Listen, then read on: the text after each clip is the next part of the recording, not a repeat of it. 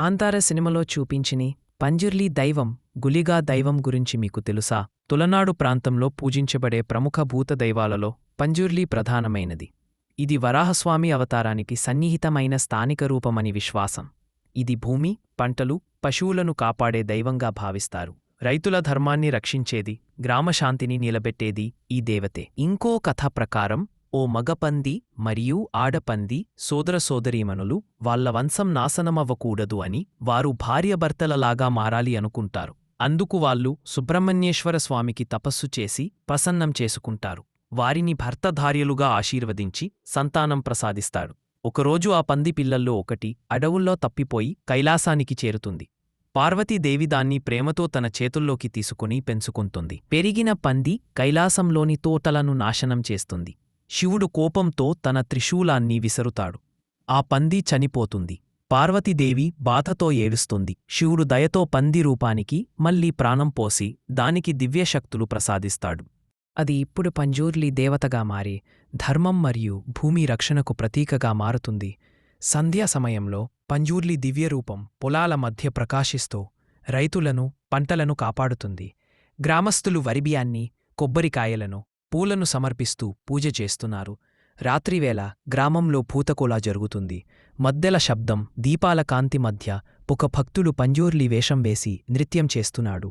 ఆ రూపంలో దేవత ఆవహించి భక్తులను ఆశీర్వదిస్తుంది. ఇప్పుడు గులిగా దైవం గురించి తెలుసుకుందాం. గులిగా దేవతా గురించి పూర్తి కథ.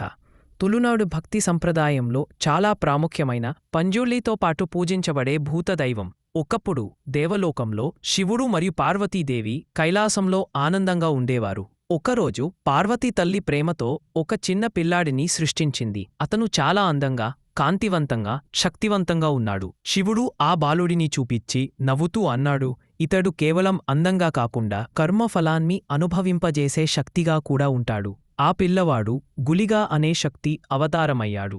గులిగా ఒక యమధర్మరాజుని రూపం. కాని తులునాడులో ఆయన పాపం పుణ్యం ఫలితాలను ఇచ్చే దైవంగా పూజించబడతాడు. అతని స్వభావం క్రూరంగా, కఠినంగా ఉంటుంది. కాని గులిగా న్యాయంగా ఉంటాడు. ఎవరైనా అన్యాయం, వంచన లేదా ధర్మవిరోధం చేస్తే గులిగా వారిని వెంటనే శిక్షిస్తాడు. గులిగాను సాధారణంగా పంజుర్లీ దైవంతో పాటు పూజిస్తారు. పంజుర్లీ రక్షణకు క్షమాదైవమైతే గులిగా న్యాయం కోసం శిక్షిస్తాడు. ఈ ఇద్దరూ కలిసి గ్రామానికి, కుటుంబానికి శాంతి, రక్షణను ఇస్తారు. పురాణాల ప్రకారం ఒకసారి భూమిపై అధర్మం ఎక్కువై దుష్టులు ధర్మాన్ని నాశనం చేయడం మొదలుపెట్టారు. అప్పుడు పంజుర్లీ ఇక్కడే వారికి ఎదురు నిలబడలేక శివుడిని ప్రార్థించాడు.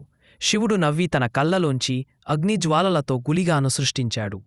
గులిగా భూమికి వచ్చి దుష్టులు నాశనం చేశాడు. తరువాత పంజుర్లీతో కలిసి తులునాడు ప్రాంతాన్ని రక్షించమని శివుడు ఆజ్ఞాపించాడు.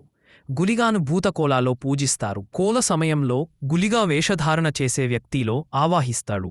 అతని కదలికలు భయానకంగా ఉంటాయి. గలం గర్జిస్తుంది, కళ్ళు ఎర్రగా మెరుస్తాయి. భక్తులు ఆయనకు మద్యం, మాంసాహారం, కొబ్బరికాయ, తామరాకులు సమర్పిస్తారు. పూజ ముగిసిన తర్వాత ఆయన భక్తులకు ధర్మం పాటించు, ఇది కర్మఛాయను సూచిస్తుంది. ఆయన కళ్ళు ఎర్రగా ఉంటాయి, ఇది ధర్మాన్ని సూచిస్తుంది. భారత ఇది న్యాయాన్ని సూచిస్తుంది. ఆయన కత్తి, త్రిశూలం ధర్మాన్ని రక్షించే ఆయుధాలు. గులిగా దైవమనేది న్యాయం, కర్మ, ప్రతీకార శక్తికి ప్రతీకలు. పంజుర్లీ రక్షిస్తే గులిగ తీర్పు ఇస్తాడు. ఇద్దరూ కలిసి గ్రామాన్ని, ఆ కుటుంబాలకి రక్షకులుగా, ధర్మానికి రక్షకులుగా ఉంటారు. ఇలాంటి వీడియోస్ మీకు కావాలంటే మా ఛానల్ని లైక్, షేర్ అండ్ సబ్స్క్రైబ్ చేసుకోండి.